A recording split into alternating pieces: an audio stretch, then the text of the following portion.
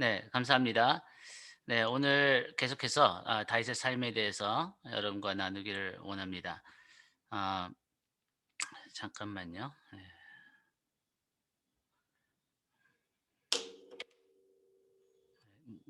제가 지금 컴퓨터가 뭐가 잘못돼 가지고 네. 11번째 다윗의 삶 억울할 때 하나님의 리더십을 신뢰함에 대해서 사무엘상 24장 말씀을 오늘 여러분과 나누기를 원합니다. 저희가 영적인 삶을 살게 되면서 하나님께서 우리에게 영적인 훈련을 시키시는 중요한 부분 중에 하나가 뭐냐면은 영적인 삶의 중요한 부분 중에 하나가 우리가 어떤 부당한 일을 당하거나 억울한 일을 당했을 때 아니면 거짓 정죄를 당했을 때 우리가 어떻게 반응하는가가 우리의 영적 성장에 매우 중요한 과정이라는 거죠. 그래서 우리가 살면서 억울한 상황을 모두 다 겪으신 경험들이 있으실 것입니다. 근데 우리가 억울한 일을 당한 것이 중요한 것이 아니라 어떻게 그것에 대해서 올바르게 반응하고 하나님 앞에서 더 성장해 갈 수 있냐가 그 질문이라는 거죠. 그래서 우리가 잘못 반응하게 되면은 우리의 마음에 쓴뿌리가 일어나게 되고 용서하지 못하는 것이 일어나게 되고 그럼으로써 우리의 영이 무뎌진 상태로 살게 되고 하나님과의 친밀감도 우리에게 피해가 있을 수 있다는 거죠. 그래서 오늘 말씀은 우리가 억울한 상황 가운데 어떻게 하나님의 리더십을 신뢰할 수 있냐 이거죠. 하나님의 우리의 삶의 리더십을 신뢰할 때 우리가 하나님과의 더 깊은 친밀감과 하나님이 우리의 삶에서 더 깊이 역사하는 것을 우리가 볼 수 있다는 것입니다. 예, 기초적인 원리는 모든 믿는 자들은 자신의 삶에 대해 더 이상 우선권위를 주장하지 못한다고 성경은 우리에게 말씀하고 있습니다. 이 예수님께서 우리의 삶을 소유하시기 때문에 우리가 우리의 삶을 우리의 것이라고 주장하지 못한다는 거죠. 그러니까 다른 말로 하면은 우리의 삶의 주인이 이제 예수님이기 때문에 예수님께서 우리의 삶을 이끄시고 또 책임져 주시고 또한 우리가 예수님께서 우리를 대신해서 우리를 변호해 주시고 또 우리를 위해서 싸워 주실 수 있는 그 삶의 주도권, 그 리더십을 주님께 드릴 때 그런 일들이 우리 삶에서 일어날 수 있다는 거죠. 그래서 예수님의 리더십에 순종하고자 하는 사람들에게는 그분이 우리 삶에 개입하셔서 우리의 삶에 그분의 뜻을 성취하도록 일하시고 또 우리가 억울한 일을 당할 때 우리의 명성이나 또 육체, 재정이나 소유, 지위나 영향대에 우리에게 책임을 지신다는 거죠. 우리의 삶에 대해서 주님께서 책임을 지시고 우리의 삶에서 우리를 위해서 일하신다는 것입니다. 예, 고린도전서 6장 19절 20절에 너희는 너희 자신의 것이 아니라 값으로 핏값으로 산 것이니 그런즉 너희 몸으로 하나님께 영광을 돌리라.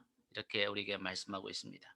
예, 시편 31편에 보면은 다윗이 이 사무엘상 24장에서 26장에 나오는 이 사울과의 관계에서 억울한 일을 당했을 때 그 마음을 이제 토로하고 표현한 것이 나오는데 이 다윗이 아주 크게 억울한 상황을 겪었을 때 그가 하나님 앞에서 어떻게 반응했는지를 우리가 볼 수 있습니다.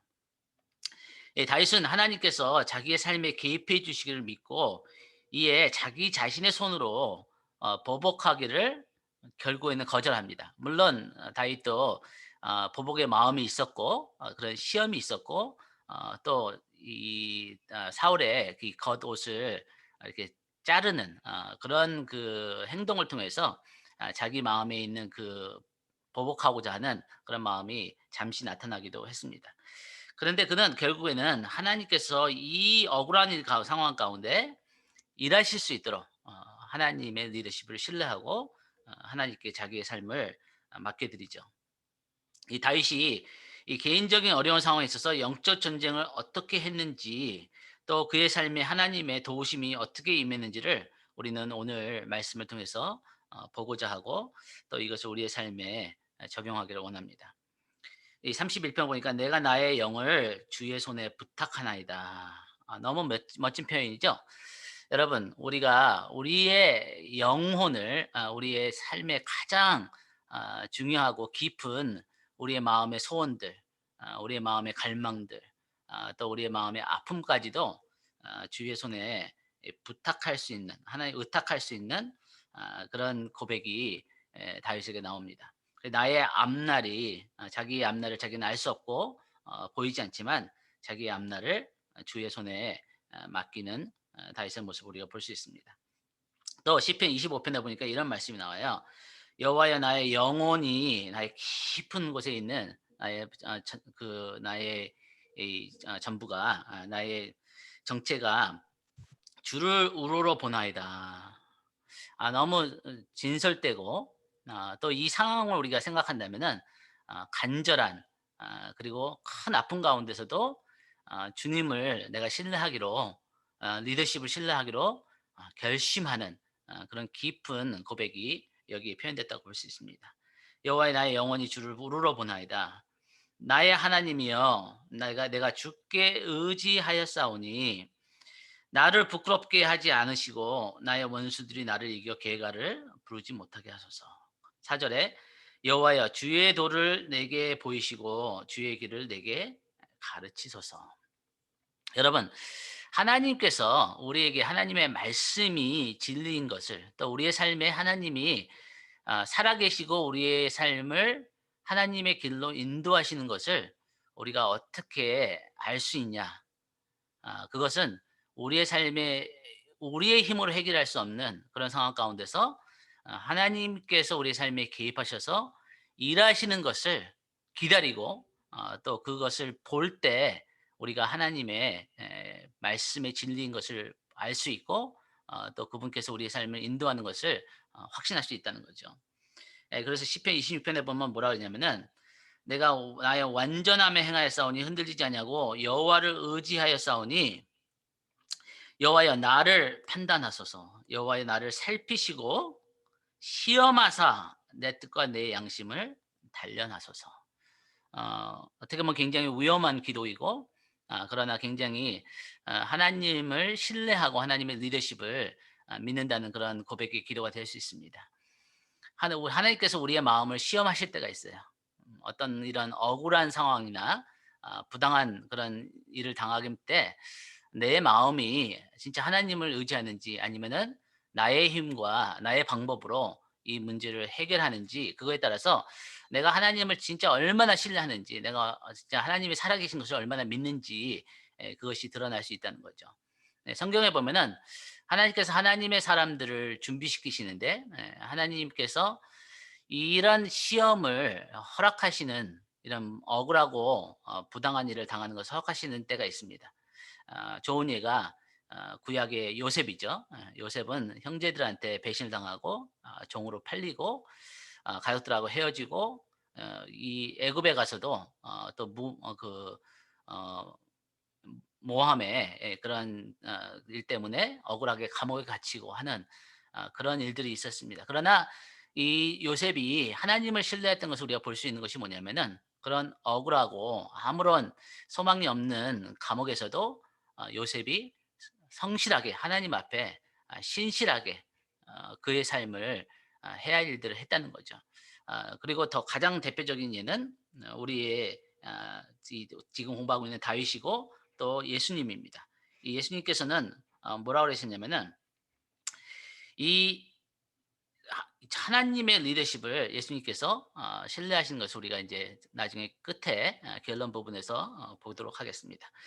그래서 여기 이제 다윗이 중요한 것은 뭐냐면은 이 24장에서 26장에서 자신의 원천을, 자기를 도울 수 있는 원천을 누구로 보느냐가 이제 핵심적인 질문이라는 거죠.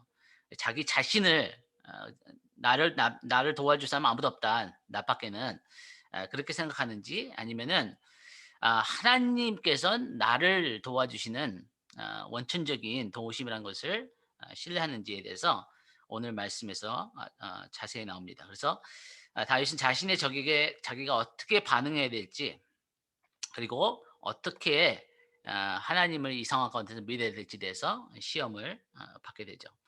그래서 다윗이 사울을 죽일 수 있는 두 번의 기회가 있었죠. 우리가 잘 아는 것처럼 24장 5절에서 엔게디였죠. 여러분, 우리가 지난번에 10과에서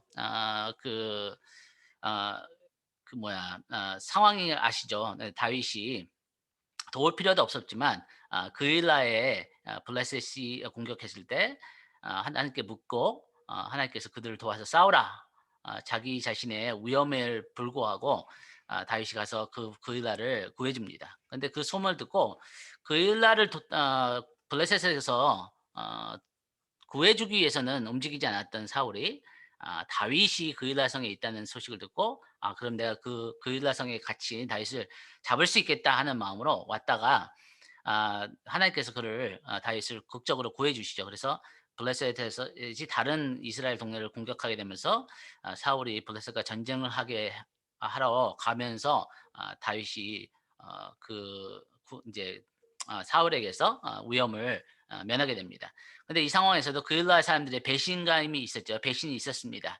근데 이런 상황 가운데서 이제 다 사울이 블레셋과 전쟁에서 이기고 다시 다윗을 잡으러 이 엔게디라는 이 광야로 오게 되죠. 근데 26장에서는 또 10이라는 광야에서 이 사울을 죽일 수 있는 경우가 있습니다. 이 두 경우에 모두 다윗은 자신의 손으로 일을 해결할 수 있었어요. 네, 그것이 중요한 거예요. 다윗이 자기의 손으로 해결할 수 있는 기회가 있었다는 것입니다. 그 기회가 하나님의 시험이었다는 거죠. 다윗이 진짜 이런 자기 힘으로 해결할 수 있는 상황 가운데서 하나님의 방법을 선택하는지 아니면은 자기 자신이 유리한 그런 방법을 선택하는지를 하나님은 지켜보고 계셨다는 것입니다. 하나님이 자신을 구원해 주실 것이라는 그분의 리더십을 신뢰하기로 다윗은 결정을 하게 되고 하나님께서는 다윗을 시험하고 계셨으며 사울에게도 회개의 기회를 주고 계셨다는 것이죠. 그래서 사울의 우리가 계속해서 보지만 같은 상황인데도 사람들이 다르게 해석을 할 수 있다는 거예요. 우리가 좀 이따 보겠지만 같은 상황을 보고 어떤 사람은 이것이 어떤 하나님의 뜻이라는 것으로 해석할 수 있고 또 다른 사람은 다른 하나님의 뜻이라고 해석할 수 있는 상황을 우리가 볼 수 있습니다. 그래서 중요한 것은 뭐냐면은 우리가 우리의 이 마음대로 우리의 생각대로 하나님의 뜻을 해석할 수 있는 아 능력이 우리에게 있다는 거예요. 그래서 우리는 하나님의 말씀을 잘 알아야 되고 하나님이 성경에 나오신 하나님이 진짜 어떤 하나님이신지 아니면 내가 상상하는 내 생각의 하나님이 내가 모시고 사는지 그것에 대해서 우리가 분명히 하나님의 말씀을 통해서 알기를 원합니다. 그래서 오늘 말씀 보니까 엔게디의 굴로 들어간 사울 우리 잘 아는 사건이죠. 이 왔다가 이제 사울이 어떤 볼일을 보려고 어떤 동굴에 들어갔는데 거기에 다윗과 부하들이 숨어 있었고 그래서 거기서 이제 낮잠을 청한 이 사울에게 다윗이 몰려가서 겉옷의 한 자락을 베고 그런 사건이 여기에 나옵니다.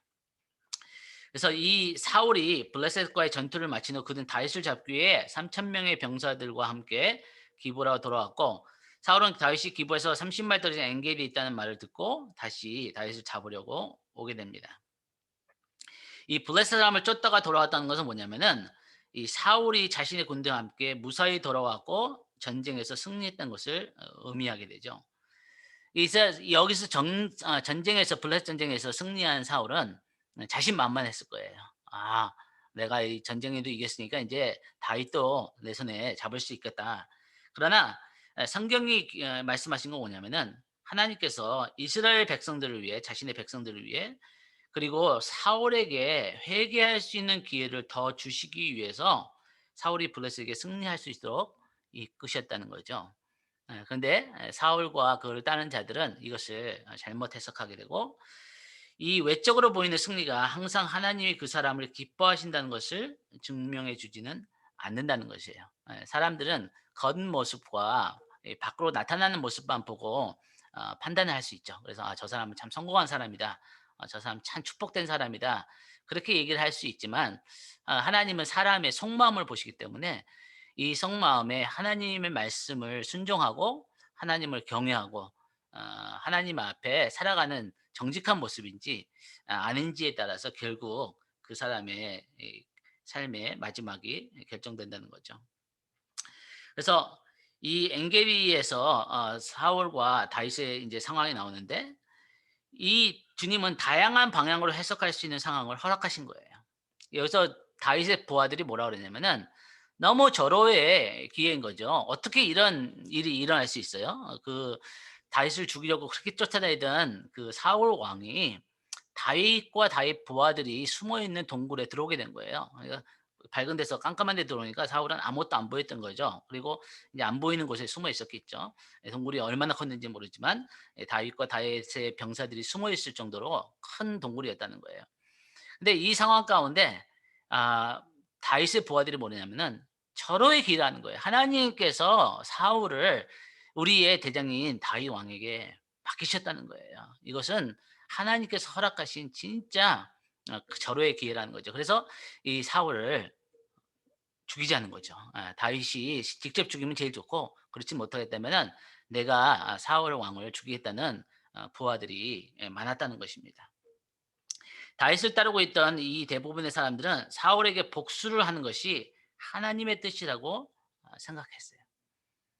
이것은 당연한 것입니다. 인간적으로 보기에는 너무너무 당연한 것이죠. 어 다윗에게 가장 큰 적은 사울이었거든요.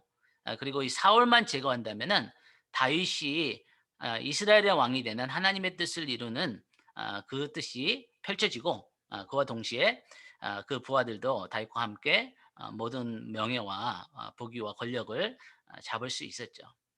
근데 다윗이 참 놀라운 것이 뭐냐면은 참 하나님의 사람인 것이 여기서 나타나게 되죠. 다윗이 이 상황에서도 하나님께 물었다는 거예요. 물론 기록은 되어 있지 않지만 마음속으로 하나님께 물었을 것입니다. 하나님, 이 상황이 어떤 것을 말씀하고 계십니까? 제가 이 상황 가운데 어떻게 반응하기를 원하십니까? 제가 이 상황 가운데 어떻게 하는 것이 주님의 뜻에 순종하는 것입니까?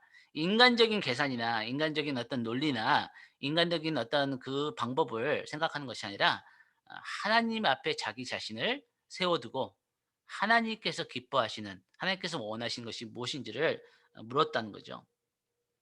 그래서 우리의 삶에 하나님과의 친밀함이 우리의 삶의 하나님을 뜻을 이해하는 열쇠입니다. 네, 우리가 같은 상황에서도 여러 사람이 다른 해석을 내놓을 수 있어요. 그러나 하나님의 사람은 하나님의 마음을 알 수 있어요. 하나님의 친밀함을 아는 사람은 우리 삶에서 일어나는 일들을 하나님의 시각으로 올바르게 해석할 수 있는 능력이 우리에게 있다는 거죠. 몇 가지 말씀을 보겠습니다. 하나님과의 친밀감이 무슨 것인지, 하나님의 뜻을 하나님의 시각으로 해석할 수 있는 능력이 무엇인지를 말씀을 몇 개 보면은 우리가 잘 아는 말씀인데 이사야서 66장 2 절에 "나 여호와가 말하노라 내 손이 이 모든 것을 지었으므로 그들이 생겼느니라. 무릇 마음이 가난하고 심령에 통회하며 내 말을 듣고 떠는 자 그 사람은 내가 돌보려니와." 여기서 중요한 말씀 뭐냐면은 돌보신다는 거예요. 이 어떤 사람을 하나님께서 돌보시냐.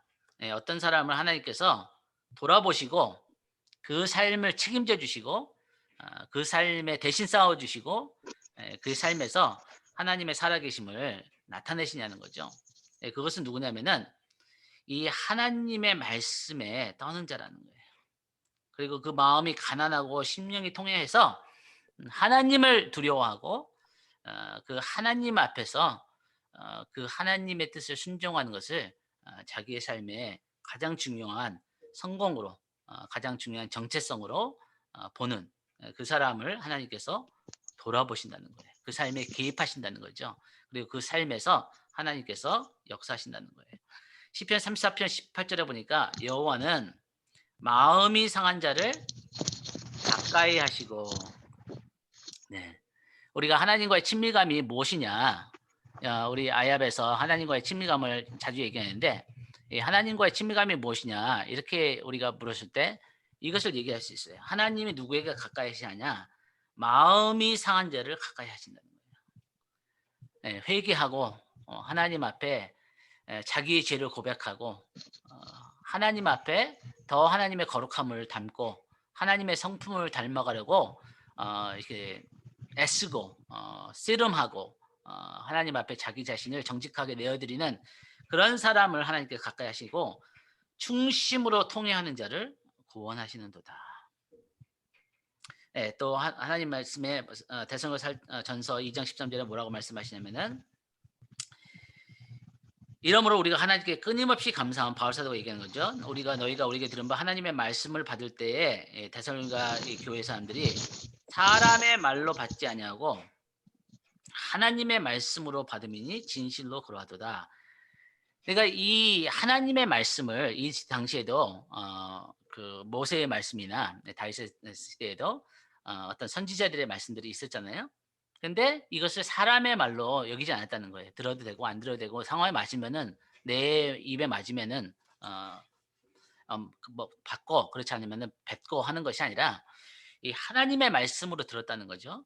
그럴 때 이 말씀이 또한 너희 믿는 자 가운데서 역사하느니라. 그래서 우리가 보면은 하나님의 말씀 같은 하나님의 말씀을 듣는데 그 삶에서 변화가 일어나고 어떤 열매들이 일어나고 성령의 이런 역사들이 일어나는 그런 성도들이 있는가 하면은 그렇지 않은 사람들이 있는 거죠. 그 차이는 뭐냐면은 이것을 사람의 말로 받아들이지 아니하고 하나님의 말씀으로 그것을 믿음과 회개하는 마음과 진실되고 정직한 마음으로 하나님 앞에 그 말씀을 받아들일 때 그의 삶에서 하나님의 말씀의 역사하는 능력으로 나타난다는 거죠.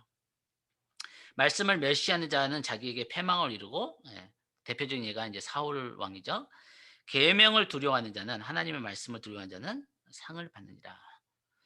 어쨌든 오늘 좀 더 빨리 진도가 나가야 되니까 이 다윗이 이제 사울의 옷장을 뱉는데 이것이 무슨 뜻이냐면은 이것이 다윗의 삶과 그의 미래에 있어서 가장 중요한 순간 중에 하나였어요. 왜 그러냐면은 이 사울의 그 옷을 벤다는 건 뭐냐면은 이 겉옷은 당시에 그 멘틀이라고 해서 어떤 그 하나님께서 주신 권위, 권세를 상징하거든요. 근데 이 사울 왕의 다윗이 옷자락을 뱉다는 건 뭐냐면은 이 하나님께 주신 그 사울 왕의 권세를 건드렸다는 거예요. 그걸 자기 손으로 베었다는 거죠. 그래서 이것이 작은 사건이 아니었습니다. 우리가 보기에는 뭐 사울을 죽이지도 않고 뭐 건드리지도 않고 뭐 이 뭐 묶어 가지고 감금하지도 않고 그냥 옷자락을 뱉는데 그게 무슨 큰일이냐. 근데 그렇지 않았다는 거죠. 이 사울의 옷자락을 건드렸다는 건 뭐냐면은 다윗의 마음에 이 사울에게 주신 하나님의 그 왕적인 권세를 자기 손으로 건드리고 저항하고 그것을 뺏으려고 하는 뭐 그 안에 얼마나 사울에 대한 그 미움과 억울한 마음과 원통함이 있었겠어요. 그렇죠? 그것을 다윗이 시편에서 많이 고백을 합니다. 그러나 다윗은 하나님을 두려워하기 때문에 이 사울을 죽이지 못했지만 사울에게 메시지를 주고 싶던 거예요. "내가 당신을 죽이려고 싶었으면 죽일 수 있었다. 내가 당신의 옷자락을 벤 증거를 봐라." 그러면서 이 옷자락을 뱉는데 이 하나님께서 다윗에게 찔린 마음을 주십니다. 다윗에게 마음이 찔려 그는 사울의 옷자락을 벤 것과 그의 왕으로서의 지위를 귀하게 여기지 않은 것을 바로 회개하게 되죠. 너무나 귀한 모습입니다. 하나님께서 다윗을 그 마음에 기뻐하시고 마음에 합하다고 하신 것 중에 하나가 중요한 이유가 이건 것 같아요. 다윗에게는 이런 부드러운 마음이 있었습니다. 자기가 많은 실수도 하고 큰 죄도 졌지만 이 자기의 그 죄를 하나님께서 이렇게 지적해 주셨을 때 회개하는 바로바로 회개하고 하나님 앞에 겸손하게 반응하는 모습이 있었다는 거죠. 이 다윗의 부드러운 마음과 양심은 그 하나님과 가지는 관계에 있어서 그리고 그가 이스라엘 왕이 됨에 있어서 큰 장점이었다는 거죠. 큰 하나님께서 기뻐하시는 부분이었다는 것입니다. 그래서 이 상황 가운데서 다윗은 사울을 보기보다 사울에 대한 하나님의 권세를 바라보고 그리고 하나님을 신뢰하기로 하나님께서 하나님의 때에 하나님의 방법으로 자기 자신에게 말씀하신 약속들을 이루시고 그리고 사울이 잘못한 그 모든 죄를 하나님께서 결국 하나님 때에 심판하시도록 맡겨놨다는 거예요. 네, 그리고 그것을 하나님은 굉장히 중요하게 보셨습니다. 그래서 이제 우리가 보면 다윗이 사울에게 간청하게 되고 사울이 이제 자기의 입으로 고백하게 되죠. 그래서 네가 나보다 의롭다. 그리고 너는 아, 이 이스라엘의 위대한 왕이 될 것이다. 그리고 나중에 왕이 됐을 때 나의 자녀들을 기억해 달라. 이런 말을 얘기합니다. 그래서 다윗이 사울에게 뭐라 하냐면은 여호와께서 나와 왕 사이를 판단하사 여호와께서 나를 위하여 왕에게 보복하려 하시니와 그런즉 여호와께서 재판장이 되어 나와 왕 사이에 심판하사 나의 사정을 살펴 억울함을 풀어 주시고 여호와께 호소하는 거죠. 그리고 여호와 앞에 그것을 맡기는 것입니다. 예, 그럴 때 하나님께서 움직이시기 시작하고 다윗의 삶에서 하나님의 살아계심을 증명하시는 거죠. 그래서 다윗만 아니라 다윗을 따르는 자들 또 이스라엘 모든 사람들이 하나님께서 다윗의 편에 서시고 다윗을 위해서 일하시는 것을 그 억울함을 풀어준 것을 모든 사람이 알게 되죠. 그래서 우리가 오늘 결론을 내면은 이것입니다. 적용하면은 우리가 우리의 억울한 일을 혹시 당했을 때 그리고 그럴 때 우리가 하나님께 우리의 삶을 어떻게 의탁드리는지를 예수님께서는 자신을 하나님 아버지께 맡겨드리고 하나님께서 그분을 적절한 방법과 때에 예수님의 삶이 옳았다는 것을 증명하실 수 있도록 하나님을 신뢰했습니다.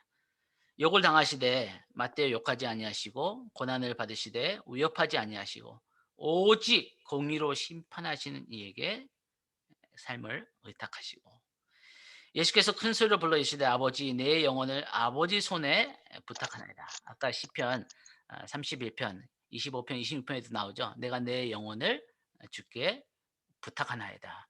의지하나이다. 내가 여호와를 바라보나이다. 내가 여호와께 나의 삶을 맡깁니다. 라는 것이 계속해서 나옵니다.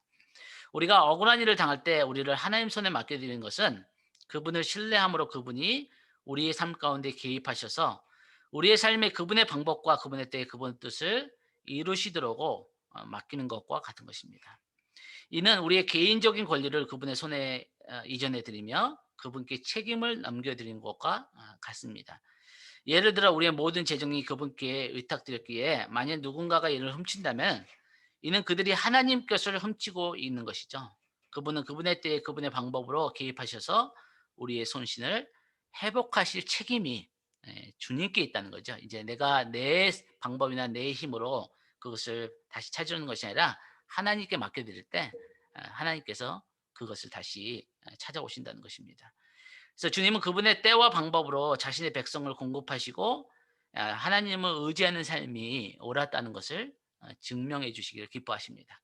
그래서 그분의 방법과 때에 응답하실 그분의 리더십을 신뢰함으로 우리의 미래와 억울하게 당하는 모든 일들을 하나님께 의탁해야 된다. 하나님께서 우리의 갈등 상황 가운데 개입하실 것을 신뢰하며 또 보복하지 않기로 결정하며 우리의 적에게 선대하게 대하기로 결정하는 것은 하나님과 그분의 행하심을 우리의 상황 가운데 초청하는 일이다. 우리가 하나님을 신뢰하고 하나님 앞에 맡겨드린 것만 아니라 다윗의 삶을 보면은 이 원수인 사울에게 또 사울의 자녀들에게도 선대하는 아주 선하게 행하는 것을 볼 수 있죠.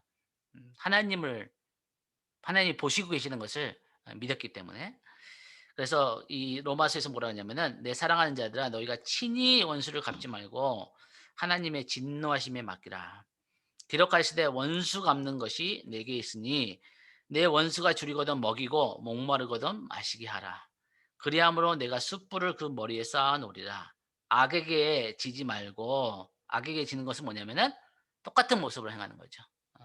그러지 말고 선으로 악을 이기라. 또 신명기에 보니까 그들이 시촉할 그때 내가 보복하리라. 여기에 보니까 영어에는 더 자세하게 나와요. It is mine to avenge. I will repay. And 그 보복하는 것은 내가 할 일이다라고 말씀하신 거죠 하나님이. 내가 보복해 줄 것이고 내가 신원해 주리라. 그러니까 그것을 나에게 맡기라는 거예요. 그들의 한낱 날이 가까우니 그러니까 심판 날이 가까운다는 거죠. 그들에게 닥칠 그 일이 속히 오리라. 참으로 여호와께서 자기 백성을 판단하시고 그 옳은 판단을 내려 주신다는 거죠. 그 종들을 불쌍히 여기시니 그들의 무력함과 갇힌 자가 노인 자가 없음을 보이시는 때이로다. 그래서 하나님의 말씀은 구약에서 또 신약에서도 같은 말씀을 하고 계십니다. 우리의 삶에 억울하고 어떤 부당한 일을 당했을 때 그것을 내 방법이나 또 똑같은 인간적인 방법으로 하는 것이 아니라 하나님의 살아계심을 믿고 인정하고 하나님의 방법으로 또 더 선한 방법으로 악을 이기는 그런 하나님의 성품을 닮은 성도의 삶으로 저와 여러분을 초청하신다는 것이죠. 네, 오늘 말씀은 거기까지 하고 우리가 같이 이 시간 기도를 했으면 좋겠습니다. 그래서 이 말씀을 가지고 저와 여러분의 삶에 같이 적용하고 이 말씀대로 우리가 우리 삶에 하나님과의 친밀감이 더 풀어지는 은혜가 우리 모두에게 있기를 원합니다. 네. 제가 기도하고 그다음에 우리 또 하나님께서 감동 주시는 몇 분들이 기도하고 돌아가면서 기도하죠. 네, 하나님 우리에게 이 다윗의 삶을 이렇게 자세하게 상세하게 기록해 주셔서 감사합니다. 하나님 우리 가운데 어떤 억울한 일을 당하고 어떤 부당한 일을 당한 우리의 지체들이 있습니다. 하나님 또 우리 모두에게 그런 경험들이 있습니다. 하나님 우리의 인간적인 마음은 그것을 똑같이 갚고 싶고 또 우리가 우리의 힘으로 또 우리에게 주어진 기회에 그 보복을 할 수 있는 그런 마음이 있는 것을 고백합니다. 하나님 저도 그렇습니다. 제 안에 나쁜 마음, 제 안에 다른 사람에게 공격하려고 하는 싸우고자 하는 마음이 있는 것을 고백합니다. 하나님 그러나 그것이 나의 삶의 리더십을 그 주도권을 내가 취하고 하나님을 신뢰하지 못한 불신이라는 것을 하나님 깨닫고 이 시간 회개합니다. 하나님 제 안에 주님을 신뢰할 수 있는 주님의 살아계심을 더 인정하고 내 삶에서 하나님이 어떻게 역사하실까 내가 하나님을 믿고 하나님을 바라볼 때 하나님은 어떻게 일하실까 하는 그런 기대감과 그런 살아있는 믿음이 있기를 하나님 기도합니다. 하나님 그런 믿음을 주십시오. 그리고 하나님을 더 신뢰하기를 원합니다. 하나님 나의 삶에 하나님의 선하신 성품을 더 부어주셔서 그 하나님께서 악인에게도 비를 내리시고 햇빛을 주시는 것처럼 하나님 나의 삶에 나에게 잘해주는 사람만 아니라 나에게 그렇지 못한 사람에게도 하나님의 선하심을 하나님의 자비하심을 베풀 수 있고 그래서 그 하나님이 어떠한 분이심을 보여줄 수 있는 저의 삶이 되기를 원합니다. 하나님 무엇보다도 다윗과 같이 나의 억울하고 힘들고 답답하고 또 내가 다른 사람들에게 서운한 마음이 들고 그런 억울한 마음이 들 때 하나님 앞에 나의 마음을 토로할 수 있는 하나님 앞에 나의 마음을 쏟아부을 수 있고 그런 과정을 통해서 하나님과의 참된 친밀감이 또 하나님의 말씀을 두려워하고 그 말씀을 나의 삶에 가장 중요한 원칙으로 또 나의 삶에 하나님을 향한 하나님 그런 순종함이 더욱더 있기를 원합니다. 주님 오늘 우리 공동체 가운데 그런 은혜를 베풀어 주십시오. 하나님을 깊이 신뢰하는 하나님 사람들 보기에 너무나도 말도 안 되는 상황 가운데서도 하나님을 신뢰해서 하나님의 이름의 영광을 나타내는 우리 공동체가 될 수 있도록 주님 축복하여 주시기를 기도합니다.